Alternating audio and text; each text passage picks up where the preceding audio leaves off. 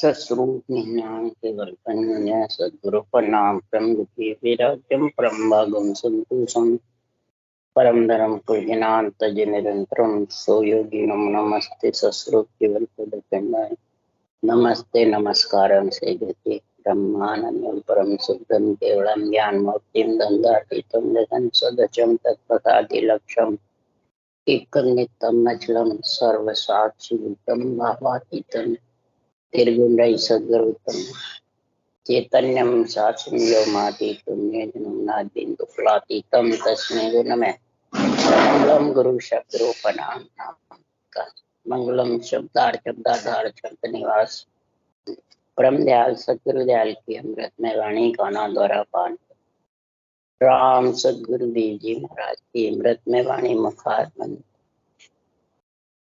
राम सद्गुरु देव जी महाराज सतनाम निज नाम सूरत दृष्टि दे दृष्टि अनुभव करो श्रवण करो मनन शरणो सतगुरु दयाल को मद हृदय हरि निष्पद संगत साधु जीवन मोक्ष सब धरती कागज करूं सब बन कलम पटा सात समुद्र शाही कर सतगुरु गुण लिखा हे सतगुरु अंतर जाम घट की जाने बारंबार नमस्कार हे राम जी महाराज बारंबार नमस्कार हे राम हे राम हे राम हे राम रक्षा करो रक्षा करो रक्षा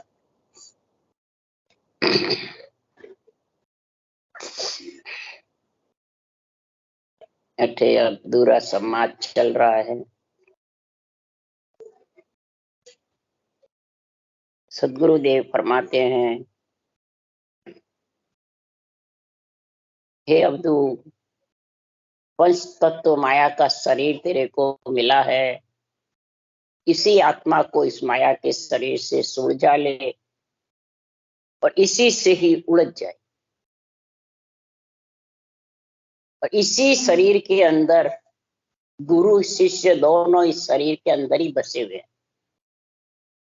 माई ही गुरु है, माई ही शिष्य है, बसे दो कै सुखराम माही सुलझना और माही उलझना। माही सुलझना है, माही उलझना, और माही गुरु और शिष्य दोनों अंदर है, बाहर कोई नहीं है।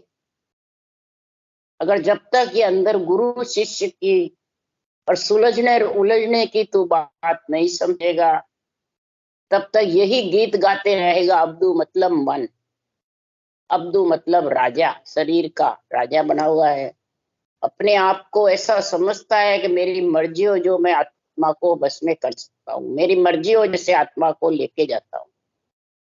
तो अब्दू कहता है कि हो स्वामी जी, कोई भी कुछ भी करो शरीर से, शरीर भोगेगा और शरीर ही निकल छोड़ के चला जाएगा, आत्मा का कुछ नहीं बिगड़ता है।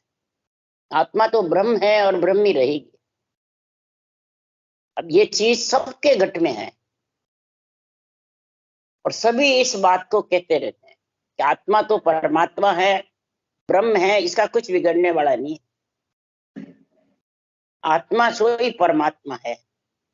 शरीर भुगतेगा तो शरीर भुगत लेगा, जो भी करेगा, फाट फूट के चला जाएगा, मन इसका जब श्वासा पूरी होगी तो निकल जाएगा। आत्मा वैसी की वैसी है, आत्मा का कोई कष्ट नहीं है, न आत्मा भोगेगी, शरीर भोगता है। तब सुखराम जी महाराज ने कहा, फिर सृजनहार परमात्मा ने इतना बड़ा ग्रंथ किसके लिए बनवाया, किसके लिए संतों का अवतार भेजा, यहाँ किसके लिए निमित्त अवतार यहाँ आए। हे अब्दू, हे मन, ये इतने बड़े बड़े ग्रंथ किसके लिए बने हैं? गढ़ प्राण बने हैं, गीता बनी है, भागवत, रामायण, इतने जो शास्त्र भगवत वचन है, फिर ये किसके लिए बने हैं? आत्मा तो ब्रह्म है ही, ब्रह्म से आती है, ब्रह्म में चली जाती है। कुछ दुख न सुख, सब दुख सुख शरीर का है, तो फिर ये शरीर में आती क्यों है? क्या जरूरत? ब्रह्म में तो थी पहले ही। इसलिए सदगुरु देव अब्दू को समझा रहे हैं, हे मन, जब तक तू समझेगा नहीं तब तक तू और ज्यादा उलझता रहेगा अंदर के अंदर। सुलझना तो बहुत अलग की बात है, उलझ उलझ करके, और कभी लख 84 योनियों में, कभी देवता योनि में, कभी सुरपुर, नरपुर, नागपुर, जमपुर, चारों जगह फिरता रहे। कभी धर्मराय के, कभी नरपुर में, कभी जमपुर में, कभी नागपुर में, चारों जगह चक्कर लगाता रहे। उस चक्कर मिटाने के लिए सुखराम जी महाराज कह रहे हैं कि सृजनहार ने मेरे को भेजा कि मैं आयो संसार धार कारण इन सोई, सत्यलोक नर नार ले जाऊं सब कोई। सुखराम कहे सत स्वरूप की आज्ञा मुझ होई, हंस हंस सब भेज दो जग में रखो मत कोई। मैं संसार में शरीर धारण करके किसके लिए आया हूं? मैं कौन? ज्ञान रूप से महाराज कह रहे हैं आत्मा को भेजा, पहले शुद्ध आत्मा आई, और फिर साथ में ही ज्ञान, केवल ज्ञान को भेजा, और नेत्र जागृत हुआ और पीठ में धाने लग गया। मैं किसके लिए यहाँ नर नारी को ले जाने के लिए सृजनहार ने ज्ञान रूप से, सता रूप से महाराज कह रहे हैं कि सस्वरूप की आज्ञा हुई है, नेत्र निज नाम भेजा मेरे साथ में, और आत्मा को, शुद्ध आत्मा को भेजा, श्वासों श्वास गुरु विधि भेजी। अवतार लेते ही पहले आत्म चेतन आया, फिर विधि आई श्वासों सांस की, वही सृजनहार ने दी, और फिर नेत्र सस्वरूप परमात्मा ने भेज दिया।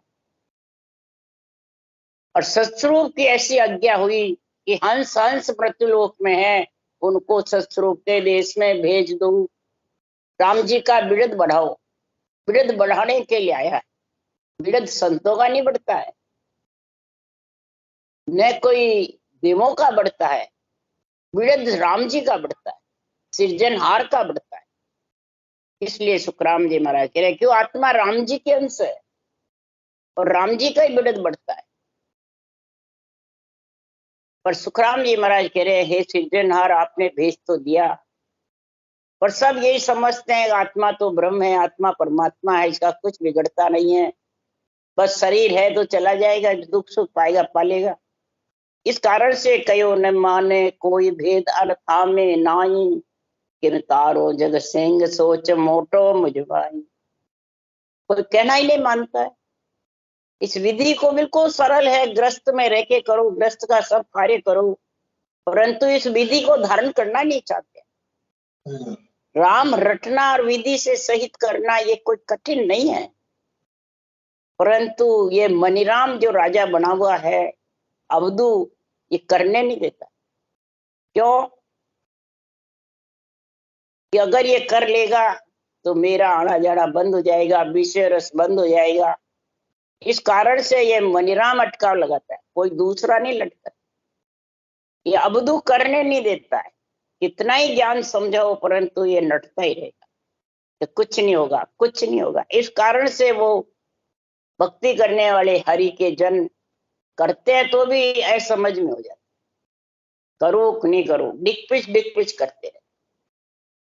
क्यों? इसका भेद अर्थों में नहीं है, वेरंग पर्चों में नहीं है, और सबको वेरंग पर्चे चाहिए, कोई विरला कोई नहीं चाहिए। इसलिए मैं हे परमात्मा आपका बिरद कैसे बढ़ाऊं?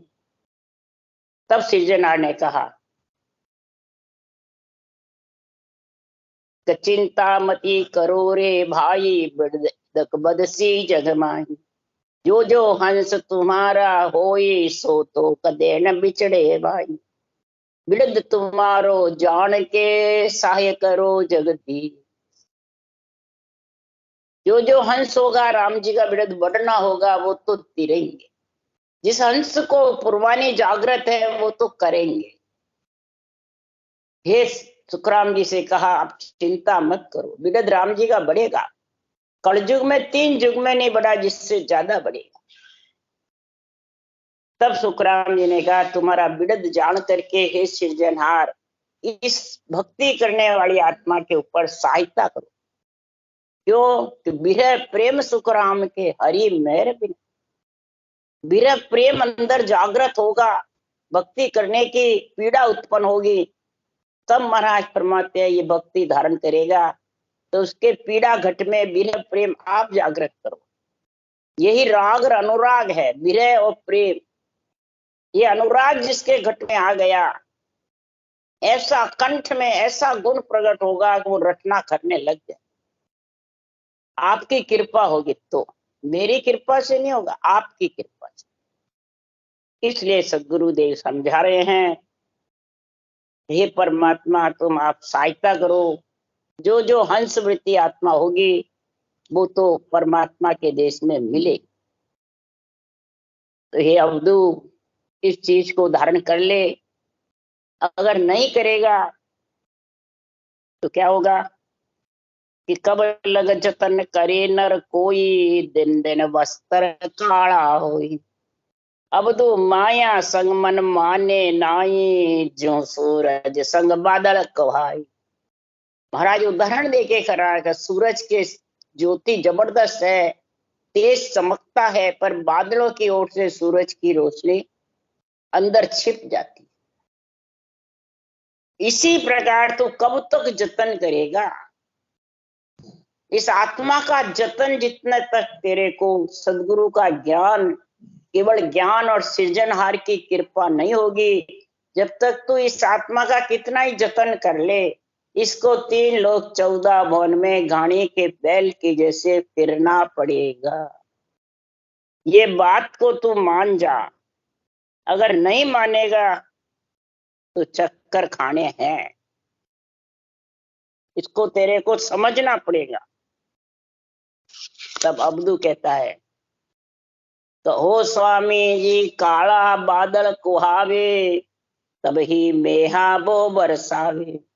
धोला बादल ढापर होई, तिण में छांट पड़े नहीं कोई। अब्दू कहता हो स्वामी जी आप कहते हो कि जतन कर ले, बादलों की ओट को हटा ले। तो अब्दू कहता हो स्वामी जी काले बादल तो अच्छे रहते हैं, उमड़ उमड़ के बरसात होती है, साख निपसती है और हरियाली बढ़ती है। काले बादल है बैरंग पर्चे और घट पर्चे धोले बादल डापर के जैसे, जिनमें छांट भी नहीं है और हरियाली भी हरी भरी नहीं होती है। काले बादल अच्छे हैं जो बरसात बरसाते, हरियाली होती है और सब जगह खुशियां होती है। तो बैरंग पर्चों से इंद्रियां मन सब खुशी रहते हैं, सुखी से जीवन व्यतीत होता है। अब घट पर्चे को कौन देखे, और इतना राजी भी नहीं होती है इंद्रिया शरीर। आत्मा तो ब्रह्म है, आत्मा का कुछ बिगड़ता नहीं। तब सुखराम जी महाराज ने वापिस उदाहरण देके समझाया, हे अवधू तेली तिल को पीले भाई, पहरन कपड़ा दूर रहाई। राखत राखत मेला होई, दिन न चेकट लागे सोई। हे अवधू तू कहता है सफेद बादल में एक बूंद पानी नहीं है, तो हे अवधू तेली तिल को पीलता है, कपड़े दूर रखता है तो भी तेल का चिकट आए बिना नहीं रहता कपड़ों के। तू अलग कितने रख, चिकट जरूर लगेगा। दिन दिन चिकट लगता लगता और आखिर में बिल्कुल चीकटा हो गया। तो चिकट किसको कहते हैं? हे अब्दू कई जन्म की पुनवानी से अरज करने से तेरे को नरसई मिली, और नरदेई में तू सारी पुनवानी खत्म कर देगा, चिकटी चिकट लगा जाएगा शरीर पे, तो आत्मा को भी इसका गुण भोगना पड़ेगा। शरीर तो जल जला के राख हो जाएगा, पर आत्मा को वो चिकट लग जाएगा, भोगना पड़ेगा। वो कर्म है, वो चिकट है, वो कर्मों का संग से आत्मा भौती फिरेगी। हे अवधू इन कर्मों का संग तू शरीर के अंदर रहता हुआ ही कर्मों से आत्मा को अलग कर दे, इसलिए तेरे को ये शरीर मिला है। आगे पुनवानी से तो शरीर मिला है, और सारी पुनवानी तू सारी नष्ट करके जाएगा, तो आत्मा का क्या हाल होगा। दिन दिन चिकट ज्यादा लगेगा तो बिल्कुल तू भिखारी बन के आत्मा जाएगी। यानी चिकट का कपड़ा घोड़े से भी साफ नहीं होगा, उसको तो फिर फाट फूट के खत्म ही करना। इसी प्रकार आत्मा सारा ब्रह्मपणा भूल जाएगी, जीव बन करके और मलमूत्र खाती रहेगी, बार बार शरीर दुख पाती रहेगी। इसलिए इस कर्मों से अलग तो जब तक ब्रह्म ज्ञान, ब्रह्म भक्ति का, ब्रह्म विचार का, ब्रह्म भेद की समझ नहीं आएगी, जब तक ये आत्मा कर्मों से अलग नहीं हो सकती, यानी चिकट से अलग नहीं हो सकती। तो अब्दू कह रहा है, हो स्वामी जी चिकट को कुछ बिगड़े नाई, कपड़ा वे का वे ही कुहाई, फाट फूट राख मिल जावे तब को चिकट कहाँ रहावे। स्वामी जी कहता है, हे महाराज, अब्दू कहता है, हे स्वामी जी, चिकट लगा तो कपड़ों के लगा, आत्मा के नहीं लगा। इसी प्रकार ज्ञानी कहते हैं, आत्मा गर्भ में नहीं आती है, जीव गर्भ में आता है।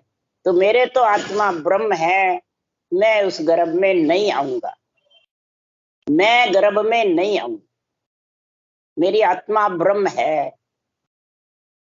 जो ब्रह्म ज्ञानी होते हैं वो ऐसी जोड़ करते हैं बहुत जबरदस्त, सोहंग ब्रह्म, मैं ब्रह्म हूं, मेरी आत्मा के कुछ नहीं लगता है। भले बेटी बहन कूड़ा पंथी बन भी जाते हैं तो भी कहते हैं, सबसे भोग करते हैं तो भी कहते हैं हम तो ब्रह्म हैं, ब्रह्म में मिलेंगे। इसलिए सदगुरुदेव फरमाते हैं कि हे अब्दू, तू कितना ही भले कह दे कपड़ा चिकट होगा, पाट कूट के राख हो जाएगा, आत्मा का कुछ नहीं बिगड़ेगा। तो सुखराम जी महाराज कह रहे हैं, हे अब्दू माया संग कबू नहीं लइए, ज्ञान सुने सुनने चल रही है, माया अंग किसवन को होए, इन संग दादन पावे कोई। हे अब्दू, जब तक माया का साथ रहेगा और माया को तू संसार में मर्जी आवे जैसे माया से सुख भोग करता रहेगा, कर्म बांधने का काम करता रहेगा, तो निश्चय ही सोच ले कि माया का अंग है वो आत्मा किसमण हो जाए, वेश्या की। जैसे वेश्या कोई पतिव्रता नहीं कहलाती, ऐसा करके भी अगर तू सिमरन कर लेगा परमात्मा के नाम का, तो ये सारे कर्म तेरे भुगते जाएंगे, बादले की ओट फटती जाएगी, पर बिना ब्रह्म के नाम के भेद के सहित भक्ति के बिना ये कर्मों की बादलों की ओट हटने वाली नहीं है। आत्मा के ऊपर आवरण छा जाए, ये आवरण न तो तपस्या से मिटता है, न भूखे मरने से मिटता है, न ज्ञान कथने से मिटता है, न ज्ञान सुनने से मिटता है, न घर को छोड़ करके कसौटी पे चढ़ जाता है बैरागी बन के, भूखा मारता है शरीर को तो भी मिटने वाला नहीं है आवरण। ये सब जानते हैं कि हम ये तपस्या करेंगे तो आवरण सब साफ हो जाएगा। महाराज फरमाते हैं, ये कर्मों रूपी आवरण साफ होने वाला नहीं है। ये तो कर्मों रूपी आवरण तो जब होगा करवत चलेगी, करवत, कर्म रूपी लकड़ी करोत के बिना कट नहीं सकती। ये सोच लो, समझ लो, अब विचार कर लो। हे ज्ञानियों, ब्रह्म ज्ञानी को महाराज समझा रहे, जो अब्दू है वो अपने मन में इतना जबरदस्त है कि मैं ब्रह्म ज्ञानी हूं। तो ये ज्ञानियों समझ लो, करवत जब तक नहीं चलेगी कर्म रूपी लकड़ी कटने वाली, और करवत है वो भी राम नाम, ब्रह्म के नाम की सांसों सांस चलाओगे, आगे पीछे तब लकड़ी कटेगी। सांसों सांस रकार मकार ब्रह्म के नाम को चलाना ही करवत चलाना है। तभी सुखराम जी महाराज कह रहे हैं, राजा तांतिया को वशिष्ठ राम ने पूछा और वशिष्ठ मुनि ने कहा, करद शब्द के प्रेम बिन परम मोक्ष नहीं जा। करद आधा नेंचर जब तक प्रकट नहीं होगा तब तक आत्मा परम मोक्ष में जा नहीं सकती। ये करवत चलाओगे जबरदस्त, जब वो आधा शब्द आएगा तब वो 2.5 अक्षर की भक्ति होगी। और ये 2.5 अक्षर की भक्ति महाराज फरमाते हैं आत्मा को जीव से शिव बनाती है। 2.5 अक्षर पढ़ के पंडित होता है, 2.5 अक्षर पढ़ के डाकण बनती है, शारी बन जाती है, शिकोत्री बन जाती है। तो क्या 2.5 अक्षर पढ़ के जीव से शिव नहीं होगा? जरूर होगा, पर पढ़ने पड़ेंगे 2.5 अक्षर। इन संग दाद ने पावे कोई, जब तक ये संग नहीं करेगा तब तक ये आत्मा कुछ नहीं कर सकती, निकले बाहर, पराधीन हो जाएगी। और पराधीन सपने सुख ना, सपने में भी सुख नहीं है, पराधीन। तब अब्दू कहता है, ओ स्वामी जी किस्वण के संग जे कोई जावे, मन की आशा जाए बुझावे, वहां उनको कुछ लेवे नाई, आवे जैसा पाछा जाए। अब्दू कहता है, ओ स्वामी जी वेश्या का कुछ नहीं बिगड़ता है, जो भी आते हैं उनकी आशा पूरी हो जाती है। जो कूड़ापंथी होते हैं वो ब्रह्म ज्ञानी अपने आप को ब्रह्मस ब्रह्मस बस सोहंग ब्रह्म सोहंग ब्रह्म, वो कूड़ापंथी का ही कार्य करते हैं, शूद्र का अंग हो जाता है। और अब्दू कहता है ब्रह्म ज्ञानी कि किस्मण है, वेश्या है तो क्या डर है। कई लोगों की आशा पूर्ण हो जाती है, उनका कुछ नहीं बिगड़ता है, वो तो आत्मा तो ब्रह्म है जो वैसी की वैसी रहेगी।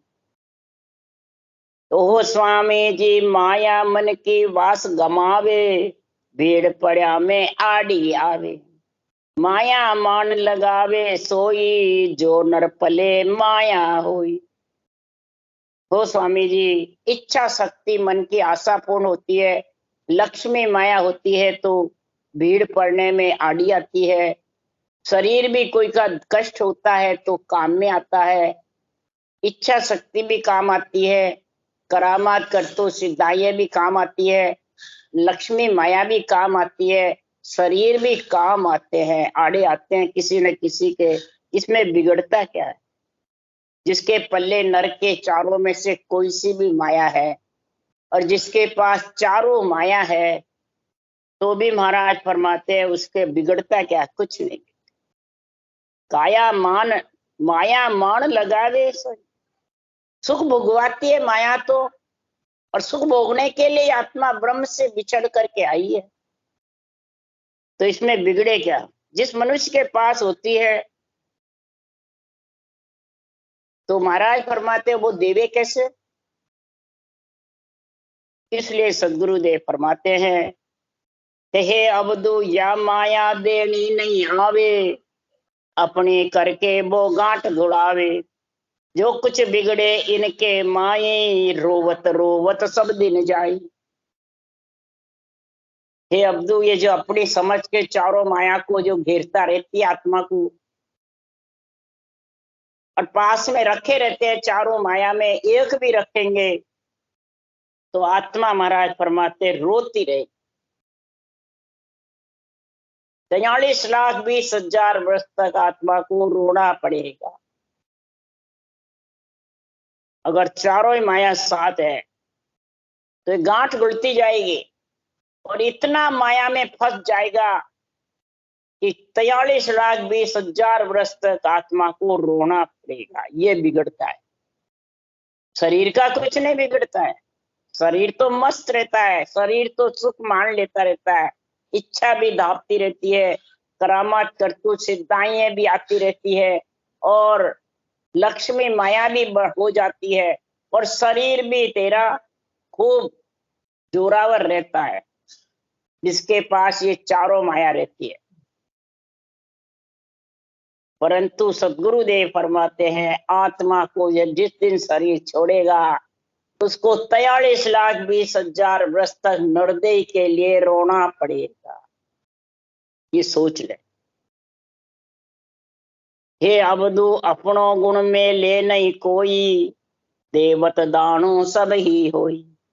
यूं माया है सब मोह पसारा, जानेगा कोई जानन हारा। हे अवधु, जिसके पास ये चारों में एक भी माया में फंस गया तो ये माया अपना गुण छोड़ेगी नहीं, ये माया आत्मा के ऊपर छाई रहेगी। तू कहे आत्मा कुछ नहीं बिगड़ता है, ये सारी माया आत्मा पे ही आवरण की जैसे छाएगी, बादलों की ओट की जैसे। इसलिए हे अवधु, चाहे देवत हो चाहे दानव हो, चाहे राक्षस योनि में जाओ चाहे देवता योनि में जाओ, चाहे नरपुर नागपुर जमपुर और सुरपुर, चारों में कहीं भी जाओ, तेरे को सदगुरुदेव फरमाते हैं ये मोह का पसारा होगा।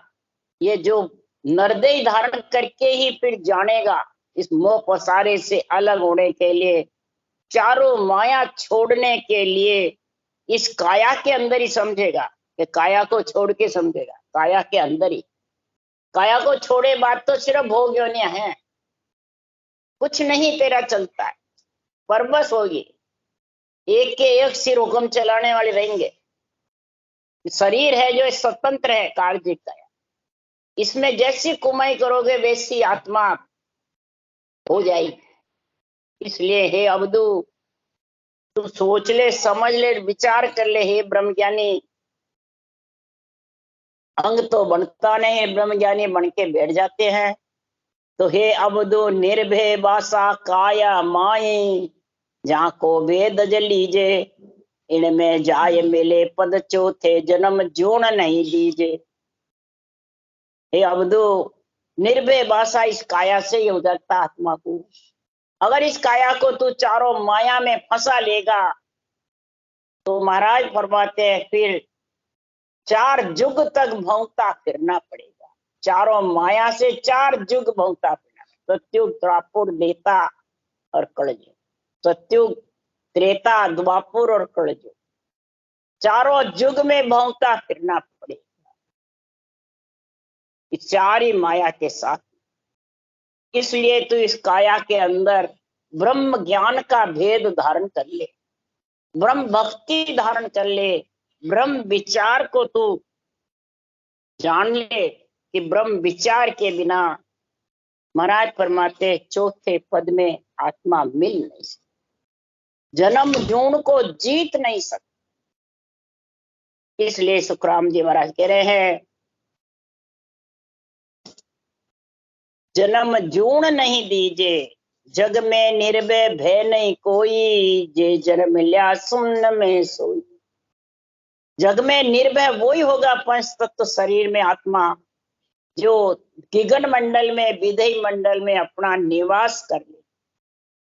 तो शरीर जाएगा तो भी उसको चिंता नहीं, मेरा रहना आत्मा उस निर्वाण पद में। और आत्मा ब्रह्म है तो ब्रह्म ज्ञान का संग करना पड़ेगा। हे ब्रह्म ज्ञानी, तेरे ब्रह्म ज्ञानी बनने से आत्मा ब्रह्म का संग नहीं कर सकता। तू अपने आप को बिल्कुल सूक्ष्म समझ करके फिर ये भक्ति ब्रह्म के नाम की सांसों सांस में करेगा, वो ब्रह्म ज्ञान कहलाएगा। और फिर तेरे अंग बढ़ेगा आत्मा पे, तब वो गगन मंडल में निवास करेगी। इसलिए सुखराम जी महाराज कह रहे हैं ये ब्रह्म ज्ञान की महाराज ब्रह्म ज्ञानी को महिमा बता रहे। सूरज पे बादल है तो बरसात बरसती है, खूब सुखी रहते हैं। तो सुखराम जी महाराज कह रहे हैं कि बादल छाया है, माया है, और सूरज ब्रह्म परमात्मा, आत्मा ब्रह्म का अंश है, बादलों का छाया माया का अंश नहीं। ये सोच ले, समझ ले। उसके लिए महाराज उदाहरण देके समझा रहे हैं कि ज्यो सूरज के तेज सो पालो गले विचार, जे तो गले ते तो मिले पल पल निव तो था। जैसे सूरज उगता है, तेज बढ़ता है, त्यों त्यों बर्फ का पारा जमता है, वो पिघलता जाता है। और जो जो सूरज का तेज होता है तो वो पिघल करके और पाड़ा नाम खत्म हो जाता है, जल रूप बढ़ जाता है। इसी प्रकार महाराज उदाहरण देके अब्दू को समझा रहे हैं कि ज्यों ज्यों सूरज ऊंचा चढ़ है, त्यों त्यों छाया घटती पड़ है। जब सूरज चल मजसिर आया, तब सब छाया नाम मिटा। जो जो सूरज ऊंचा चढ़ता जाता है, ठेठ 12 बजे ऊंचा चढ़ता है, तो शरीर की वृक्षों की जो छाया होती है वो उसमें समा जाती, पर 12 बजे समाती है, तो 11 बजे भी चाहे समाए तो थोड़ी बहुत रहेगी।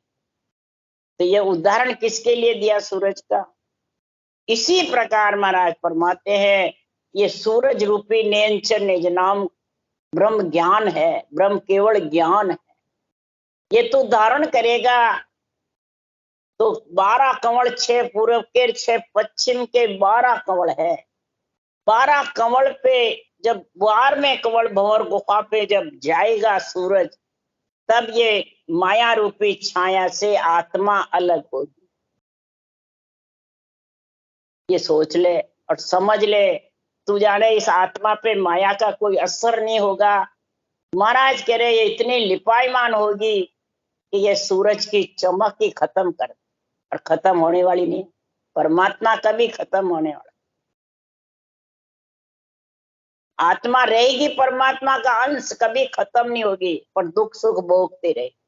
ब्रह्म को रचियो जीवड़ो 84 में जाए, और सदगुरु हंदास संत दास मिला ब्रह्म में। अगर तो इस माया के साथ है अब्दुल लिपायमान रहेगा, तो ये ब्रह्म का जीव रचा हुआ है, ये 84 लाख योनि में भोगता फिरेगा। ये मेरे को बहुत बड़ा दुख है। सुखराम जी कह रहे मेरी आत्मा तुम्हारी आत्मा ब्रह्म है, तो इसको 84 लाख में ले जा रहा, और ब्रह्म का रचा जीव सदगुरु से भेंट खा करके परमात्मा में मिल रहा। जैसे युधिष्ठिर को दुख हुआ मेरे भाई सब सो नरक में बैठे हैं और हम स्वर्ग में बैठे, तब धर्मराज युधिष्ठिर ने दुर्योधन को नरकों से निकाला। इसी प्रकार सुखराम जी महाराज भांत भांत करके इस मन को समझा रहे हैं, हे मन तू समझ जा, नहीं तो नरकों का दुख बड़ा भारी है। ये छाया रूपी माया का नाम मिटा दे, 12 कंवल के ऊपर तेरा घर कर ले, तो आत्मा को छाया रूपी माया कभी पकड़ नहीं सके। छाया को काल खाता है, आत्मा को कभी काल नहीं खाता है। ये सोच ले, देव आत्मा के कभी छाया नहीं होती है, देवता के और मनुष्य के छाया होती है। देवता गजगिरी भीत लांग करके चले जाते हैं और मनुष्य उबा खड़ा देखता रहे। ये उदाहरण दे रहे सुखराम जी। देव के कभी छाया नहीं होती है, तो देव को कभी कोई पकड़ नहीं सकती है, पर उसके कर्म जैसे होते हैं वैसी आत्मा को भोगना पड़ता है। सुख और दुख दोनों का तांता भोगना पड़ता है, इस भोग योनियों में जाना पड़ता है, 84 लाख योनियों में भौंकता फिरना। इसलिए ये छुटाने के लिए महाराज इतना जबरदस्त ज्ञान कर रहे हैं, ऐसा जबरदस्त निर्णय कर रहे हैं। इसलिए सदगुरुदेव फरमाते हैं ये पसारे को तू समझेगा, इस पसारे में तू समझ करके ब्रह्म ज्ञान धारण कर लेगा, तो यूं ज्ञान उदय रस नालिव लागे, बंकनाल की बारी जागे। सुरत शब्द ऊंचा चल आया, छाया घटे जो जीव घटाए। छाया घटे वैसे जीवपना इसका खत्म हो जाएगा, और उसमें ब्रह्म में जाके आत्मा मिलकर ब्रह्म रूप बन जाए। ब्रह्म तो है ही, पर ब्रह्म रूप नहीं बन सकती जब तक इसका छाया रूपी जीव शिव बन करके और शिव ब्रह्म में जाके समाए। एक मेक नहीं होगा जब तक ये जीवपना मिटने। छाया रूपी जीव बंकनाल की मारी छेद करके और सूरज शब्द के साथ में 12 बजे सूर्य ऊपर आवे, वैसे 12 कंवल छेदन करके और विधेय मंडल में घर कर ले, तो छाया घटे जो तेरा जीवपना खत्म हो जाएगा, और फिर आत्म ब्रह्म परमात्म ब्रह्म में मिल करके फिर जन्मने मरने में नहीं आए। ये कह रहे आत्मा परम मोक्ष में मिलेगी और जीव होगी तो आना जाना। जब तक पंच तत्व का नौतर लिंग शरीर का साथ है तब तक ये जीव है। ये ब्रह्म तो है परंतु इसका ब्रह्मपना समझ में नहीं आ रहा, ब्रह्म पद में मिल नहीं सकती। इसलिए मिलने के लिए तेरे को परमात्मा पद की प्राप्ति के लिए करवत चलाना पड़ेगा, कर्म रूपी लकड़ी काटने के लिए। राम राम। बोलो राम सदगुरुदेव जी महाराज ने धन्य हो। परम दयाल सदगुरु राम जी महाराज ने धन्य हो। अनंत श्री सुख सम्राट सदगुरु राम जी महाराज के ज्ञान सत्स्वरूप भगवान ने धन्य हो। केवड़ी भगवंता ने धन्य हो। जिमा कारण जहाज ने धन्य हो। मोक्ष के मालका ने धन्य हो। अनंत कोटि संताने धन्य हो। राम सभा श्री राम राम रू सबने राम राम राम राम राम राम राम राम राम।